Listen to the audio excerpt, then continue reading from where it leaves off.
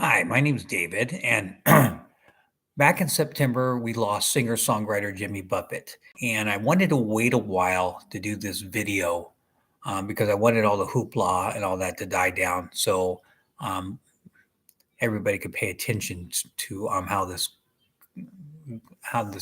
goes. Jimmy Buffett played a significant role in my entire life, more so in my 20s and 30s, but he played a significant role in my life. And he's part of who and what I am today. And I wanted to make this video so the world could know that, or at least whoever watches this video. So please share this video. I not that I need the hits or anything like that, because I'm not monetized or anything like that. Um, but I want the world to know what a great man this Jimmy Buffett was, and how important he was to me in my life. Um, his music, things I identified so much with him. Where I'm going to go over some of his songs and what they meant to me, and some of this is funny, and some of it's not funny, and some of it's amazing. Um, we'll start with something humorous here. Jimmy's song, "Why Don't We Get Drunk and Screw." Um, and let me backtrack a little bit. I will be jumping all over the place here because this is not choreographed. It's not written out. I have little notes on songs I want to mention on a napkin. Other than that, there's nothing about this, so I could be jumping all over the place. I'm a recovering alcoholic. I got sober in 1986. Um, so a lot of this time I spent listening to Jimmy was during my drinking days, but I also spent a great deal of time during my sobriety days. And Jimmy played a significant role in both those periods of my life. He actually probably helped get me through some of the worst of times during both those times, including now, and helped me enhance my enjoyment of some of the higher times. And I don't mean high as in drunk or anything. Um, so that's where we're at. Okay. The song I wanted to mention first was "Why Don't We Get Drunk and Screw." I actually had a T-shirt, not this one. This one has something else on it, obviously, that said "Why don't we get drunk and dot dot dot," and on the back it said "Screw." Now, in my drunken mind, I thought the shirt was going to get me laid. Of course, it did not. Um, if I happened to get lucky, as I didn't have anything to do with that shirt, but that's the reason I got it. Just like I had another shirt has nothing to do with Jimmy. It says, "Have you hugged me today?" Now that one occasionally worked. I got a hug. Of course, I got hugs from people I didn't want hugs from sometimes too. But anyway, yeah, that was one of the songs that showed me how Jimmy touched my life. His song "Margaritaville," the one everybody probably knows. It was because of that song that I tasted my first margarita. Now, it was not my first drink. I had already been drinking for quite a period of time. I was basically a beer drinker, but it was Margaritaville that had me taste my first margarita. Um, so again, Jimmy playing a role in my life. Um, my mother passed away in 2018, and I obviously share a lot of fond memories with her. And Jimmy played a role in that. One of his songs is called "Changes in Latitudes, Changes in Attitudes." In the song, Jimmy says, um, to effect, "Good times and riches and son of a bitch." So my mom referred to that as the son of a bitch song. Now, she didn't say it angrily, like, "What are you doing listening to this?" and all that. No, she said it as it was humorous. And because, that was nothing compared to some of the other stuff I used to do during that time. During that period of time, I had cassettes. Yes, I'm old enough to remember cassettes. Actually, I'm old enough to remember 8 tracks and LPs. I'm 65 years old. So I would have been in my 20s or something when Jimmy was probably creeping up on 40. I'm not sure exactly how old he was when he died, but I know he has a good probably 15 or 20 years on me. Anyway, I created a fictitious radio show. Um, it was called the Old Man Farquhar and Stanley Show, and in a minute I'll give you a little example of it. I don't have an excerpt or anything, but what I would do was I'm sure you all remember making mixtapes. Well, I got bored just making mixtapes to play in my car. So I created this fictitious radio show. And in the fictitious radio show, they would play Jimmy Buffett music quite often because I was a big Jimmy Buffett fan. Um, so, and it was a very X-rated show. And if I played it in the car and somebody could hear my car radio, which I had house speakers in the back of my truck, so it was generally pretty loud. People, oh, what radio station is that? They thought it was a real radio station. But during the show, sometimes he would do this thing called the Jimmy Buffett Buffet. So whenever, occasionally they would play 2 songs in a row from Jimmy Buffett, or if they played 2 songs in a row from Jimmy Buffett, you'd have to call in, you'd win tickets to a concert. Maybe even the concert I was going to be at, although at that point in time, I wasn't going to be there. The characters on the radio show. I was told this by a DJ friend of mine, a disc jockey for a radio station, that was quite talented. That I was able not just to make the character voices talk to each other, but I could actually make them argue and fight with each other. And that's what I did. I had this fictitious radio show. It was called the Old Man Farquhar and Stanley Show. And before I give you an example, I am not homophobic or anything. In fact, I have a lesbian daughter, I have a transgender child, and I have another child that's in a relationship with a transgender person. So I am far from homophobic. But one of the characters, Stanley, is very flamboyant and quite obviously stereotype gay. And Old Man Farquhar is quite the ladies' man. He talks about the size of his penis, although he doesn't use those words. He uses other words that I won't repeat here. That way kids can watch this video. But that was the radio show. And I'll give you a quick example. I haven't done the voices in a while, so it may not be as good as it used to be. But the first voice you will hear is Stanley. After that, you will hear Old Man Farquhar, and that'll be it. And say, hi there, and kissy. Time once again for the Old Man Farquhar and Stanley Show, starring me, your sexy senior citizen, the Old Man Farquhar. I've been alive forever. I even wrote the very first song. I don't give a bleep what Barry Manilow says. And that was it. And that entire show would have them talking. There were other characters that would be on it, but Stanley and Old Man Farquhar would argue a lot. And interrupt each other. And like I said, Jimmy Buffett played a role in it. I don't want to spend too much time on this.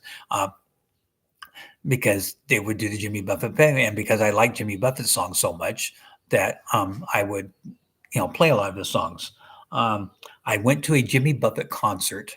The Jimmy Buffett concert I went to was in the 1980s, so I was still drinking. I went with my best friend, Bruce, and another good friend of mine, Cindy, who, when I was like 15, 16, was a girlfriend, but she was, at that point in time, we were just really good friends. And I haven't seen her in quite a few years, but we remained good friends. In fact, when she had her firstborn, she called me at work to tell me she squirted the kid. Yes, that was Cindy. She was very wordy, we'll just say. But I remember that not because it was such a great concert, although it was a good concert, but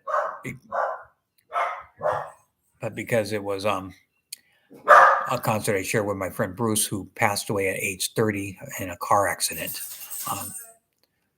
So that, that was sad. I miss Bruce. We shared a lot of good times together. Bruce got sick. We were drinking rum and stuff on the way up there. Bruce got sick and he stayed sick. I don't know if he even remembers the concert. I used to kid him about that. He had a brand new t-shirt. He ended up throwing up on it. And, he was passed out in the lobby of the Anaheim Convention Center. I had to go back and get him, put my arm around him like we were boyfriend and girlfriend, and walk him back to the seat, so he could sit there and sleep in the chair while me and Cindy enjoyed the concert. I want to mention this because it's really significant now. Before I get to this this other song of Jimmy's that probably more important than any other song he's ever done, and it's one that nobody really knows. The first album I got of Jimmy Buffett, although I had heard Margaritaville, was a Jimmy Buffett live album. He had previous albums, but the first one I got was Jimmy Buffett live. And for whatever reason, I felt a connection with Jimmy when he was doing his, I'll call them ad libs or something in between songs, because it was like I could see myself doing the same things. He talked about his song "A Pirate Looks at 40," and he talked about he was creeping up on 40. Well, funny thing is, when I was 28, I was barely a year sober, and I was freaking out. What was I freaking out over? I was I was freaking out over the fact that I was going to be 30 in a couple years, and I wasn't where I thought I should be. I thought I should have been married and had kids. Of course, at that point in time, I was drinking before that, so being married and having kids was definitely not a good idea. So it's fortunately I didn't get married and have kids until after I got sober. Oh well, get married, and I did get married once when I was still drinking, but we'll talk about that in a little bit. So it was then he talked about I understood what he meant, and like it felt we were talking about it. And then during ad libs he did into songs. There were two during the song Margaritaville. He talks about cutting his leg and had a limp on back home. Well, he does this ad lib during the song a couple times. It didn't just do it. He didn't do it at this concert, but he did it some other things where he talked about cut my leg, had a limp on back. He said, broke my leg twice, had to limp on back home. Now, I never broken my leg. The closest thing I had is I got hit by a line drive when I was about 12 or 13 playing baseball. Didn't break my leg, but I could hear myself making that same joke in the line. And then later on, in the same song, Margaritaville, I smell those shrimp again in the boil. It goes bubble, bubble, bubble. Again, I could see myself doing that. It was like I there was some kind of connection between us. Now, the connection obviously was just on my part because Jimmy and I have never spoken or met. I wish I had met the man so I could tell him the significance he played in my life, which I will be talking about here more later. But I felt this connection. It was like I could live like Jimmy Buffett. It was like he understood me. That was what it was. It was like he understood me, even though I had never met him. Um, it was just amazing how he carried me through that. He carried me through a lot of things, and again, I'm going to get to that one song in a minute. But here's what he carried me through, and what he continues to carry me through. And I got married at a very young age for the first time. Well, no, let's go back to that. At 19, I fell in love for the first time. Um, and Jimmy got me through that, and Jimmy got me through it after it broke up because I was devastated. I was heartbroken. It was not something I wanted to happen, and it did. We were both too young, but regardless, Jimmy got me through that. It was his music that got me through it. It was Jimmy Buffett that helped me cry when I needed to cry, and helped me laugh when I needed to laugh, and helped me look at things in a different perspective than what I had. At 22, I got married, and that marriage lasted just a very short period of time. Again, we were both very young.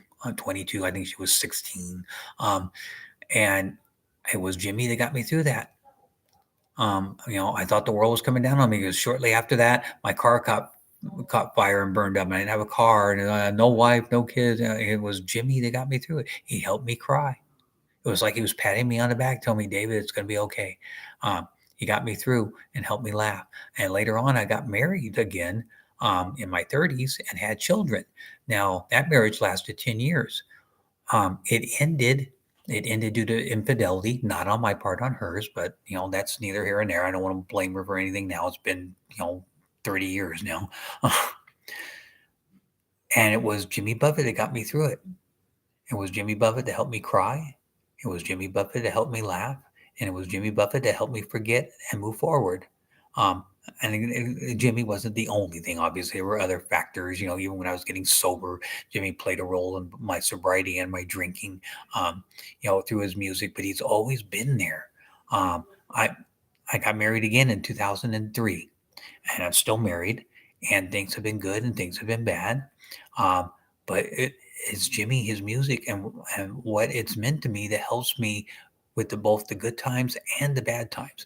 And let me tell you, the most significant thing Jimmy Buffett's ever sang that plays a huge role in my life. There's a song called He Went to Paris. Most of you have never heard of it. I advise you all to listen to this song because it's important. In the song, this young man, it goes through his life. He goes to Paris. He gets married. He has a kid. There's a war. And part of the song says, war took his baby, bombs killed his lady, left him with only one eye. Um, later, toward, later towards the end of the song, um, he talks about Jimmy talked. He liked to talk to old wino, so I almost get the impression he actually talked to this man. But he talks to him, and in the song, he says towards the end, he says, "Jimmy, some of it's magic, some of it's tragic, but I lived a good life all the way." And I've always tried to remember that, even when things are bad. I always say, "I've lived a good life all the way." Yes, I've had, hurt from heartbreak. I've had lost jobs. I've said that. There's a huge financial struggle we're dealing with now. Yes, we have our rents paid and the gas and the electric, and all that's paid, but still things are struggling. And but I remember Jimmy getting me through that. And Jimmy will get me through this. Something will happen and things will turn around. And it was Jimmy, along with lots of other things and other factors that have taught me that. Um, that song is that last part is in some of it is magic, some of it's the way Jimmy Buffett lived. He always looked at the bright side of things. So I've always tried to do that.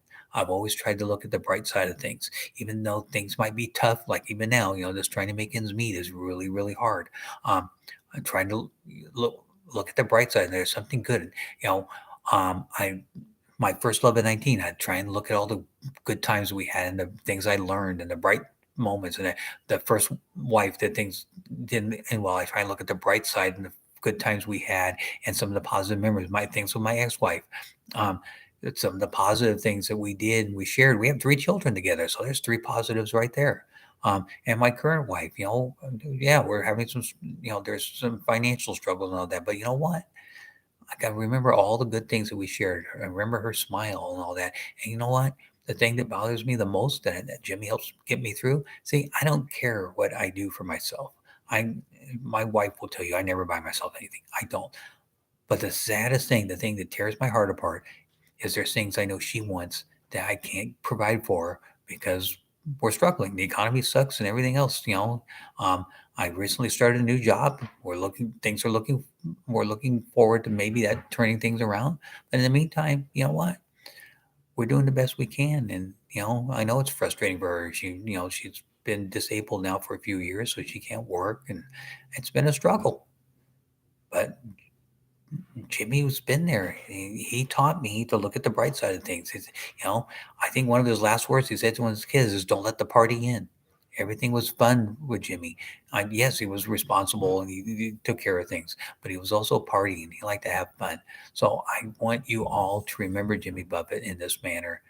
And remember that not only was he a great singer and songwriter, but he was a great man and he touched the lives of many people and especially touched the life of this man here.